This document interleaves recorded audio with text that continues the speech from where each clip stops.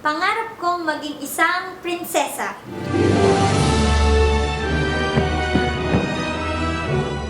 Gusto kong maging Mike ang Kapa! Superman!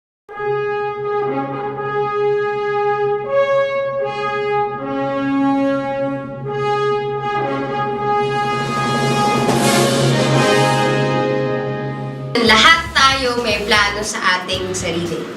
Kahit gaano kalupit at kaganda pa man ito, meron pa rin tatalo dito. Ang pinakamalupit at yan ang plano ng Diyos. Ang BFF ko parang tindera sa tiyangge, nagpapatawad. Si Jesus Christ, ganun din. Sa kahit anong pamagdami ng kasalanan na nagagawa natin sa buhay, sa kapwa-tao, sa Kanya, paulit-ulit lang din niya tayong pinapatawad. At sa pagpapatawad niya, mas pinapagaling niya tayo at mas pinagagaling niya tayo. Dahil hindi nakakabuti ang kasalanan, kaya dapat natin itong labanan. Kaya meron kaming 4H para sa inyo. First move, the rock. Honesty.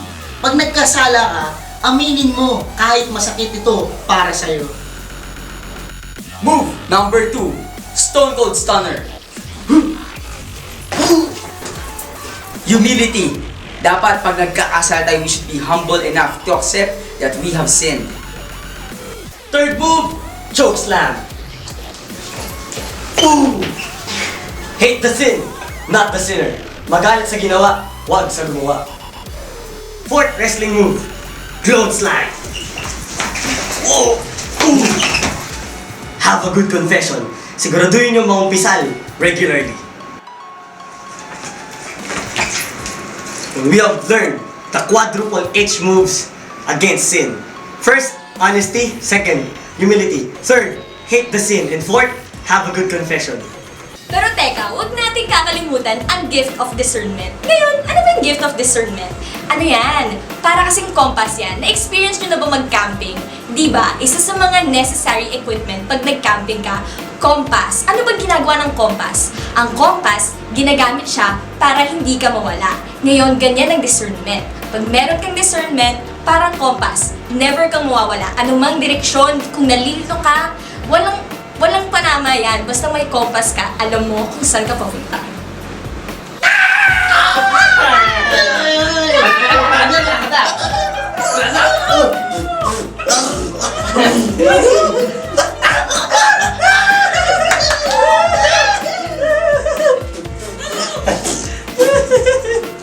Did you guys understand that? Well, that's like praying in tongues, di ba? Hindi natin naintindihan. It sounds gibberish. Sounds like baby talk or minion speak. Parang walang kahulugan. Pero actually, they mean a lot. Why? Because it's a straight prayer to God. Coming from our heart, directly to God. It is what St. Paul calls language of the Spirit. The groanings of the Spirit. It's what some saints call the angelic language. And that's how powerful praying in tongues is. Another gift is interpretation of tongues. Hindi lang naman si God ang pwedeng umintindi niyan. God gives the gift also to other people to understand minion speak. And because of that, to mga taong nakakarinig, they're able to share it to more people. And thus, the whole community is empowered. Empowered by the Word of God. Praying tongues, interpreting the tongues. Yan ang mga gifts na binibigay sa atin ng Holy Spirit. Hingin niyo lahat. Libre to eh. Alam natin, madaling maging Kristiyano, pero sobrang hirap magpaka-Kristiyano. Pero huwag tayo mawala ng pag-asa. May kasama tayo. That's the Holy Spirit. At siya ang magpapalakas sa atin. Tapos, binibigyan niya tayo ng gifts. At libre ang lahat ng ito! Kaya, hingin nyo na lahat! Binigyan tayo ng Diyos ng buhay, pero tayo man ay madapa o magkasala, bibigyan niya tayo ng bagong buhay. Katulad na lang na sinabi natin mahal na Pope Francis sa WID 2013 sa Rio. Go! Do not be afraid and serve. Kaya tayong lahat, dapat wala tayong takot. Wala tayong takot na sa buhay, yung bagong buhay na binigay sa atin lahat. Again, this has been Modern Day Prophets, the show that sees the truth in everyday things.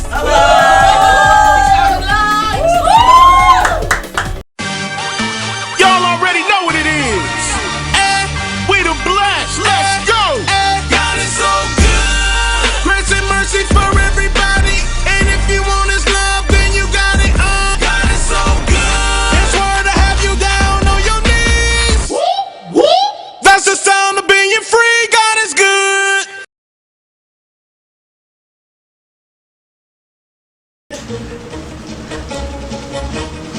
Oh, bro, wala ka sa akin, no? Oo, sa akin lang, oo. Oo.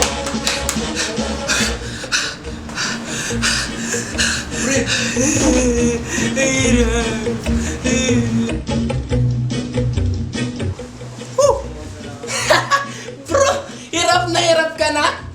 Easy lang to. Grabe. Cholo, galingan mo ba? Oh. Grabe. Pawis-pawisan ka na ako. Walang kapawis-pawis. Tapos kala mo kasi madali yung pagbabike. Kasi kala ni Jolo, madali ang pagbabike. Pero hindi. Kasi ang pagbabike, lalo na yung pagmamountain biking, kasi yan, tinetest niya yung endurance mo. Diyan masusubukan ang lakas mo. Sa una, medyo malakas ka. Tapos, kaya-kaya mo pa. Tapos, pag nakaakyat ka na ng bundok, in the end, sa bandang uli, mapapagod ka rin. Yung mga magka-cramps ka na, magkakaroon ka na ng mga sakit sa paa. Kasi talaga makakapagod yung pagbabike. Parang buhay din natin. Ang buhay natin, kala natin madali. Pero in the end, mapapagod tayo. Ganyan ang buhay natin. Sa karera, na gamit ang bisikleta, kailangan meron kang gamit.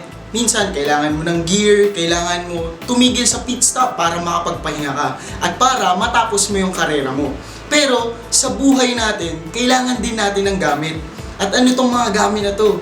Simple lang naman, kailangan natin ng 4 tools for Christian growth. At ito ang lahat ng yun. First tool, prayer and scripture.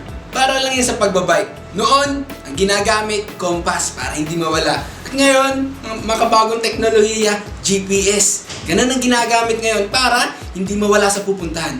Parang buhay lang din natin yan. Kailangan natin hindi mawala. At anong kailangan natin gawin?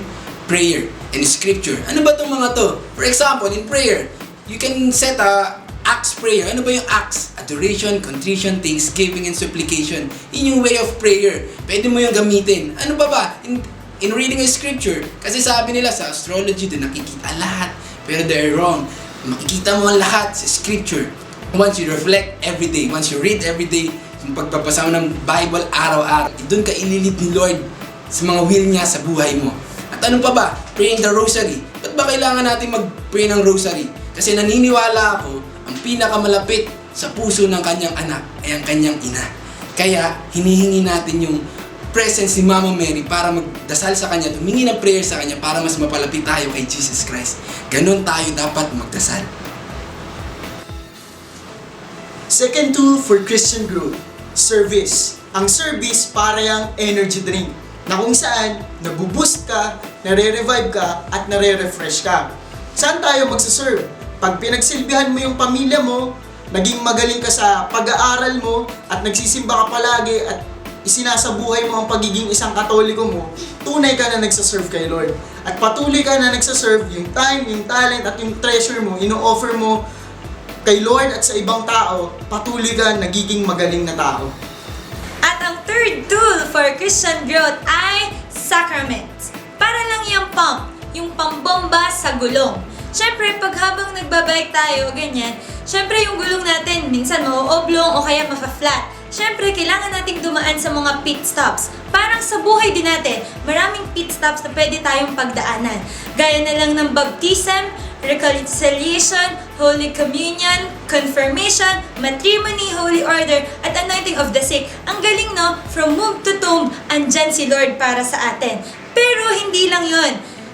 Merong din ibinigay si Lord sa atin na linggo-linggong pampahangin, pampabigay buhay sa buhay natin. At yun ay yung pag-attend natin ng Mass tuwing linggo or kahit nga araw-araw para patuloy lang ang buhay. Ganun din ang pagtanggap natin ng communion at ang pagko-confess. Ang galing, no? Dinadala tayo kung saan tayo nararapat.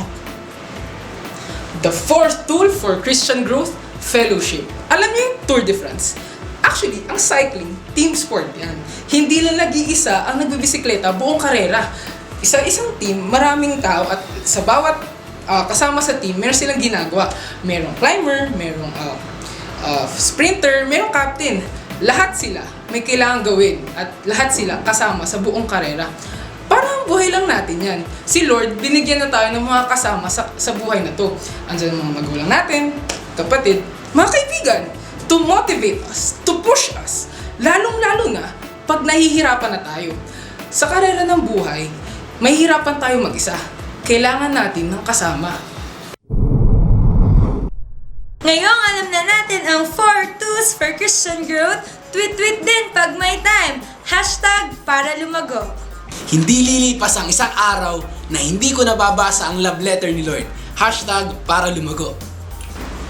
Paglilingkuran ko ang aking pamilya sa abot ng aking makakaya at mag-aaral akong mabuti para patuloy kong matupad ang aking pangarap. #para lumago. Pinapangako ko na isasabuhay ang lahat ng natututunan ko sa banal na misa. #para lumago.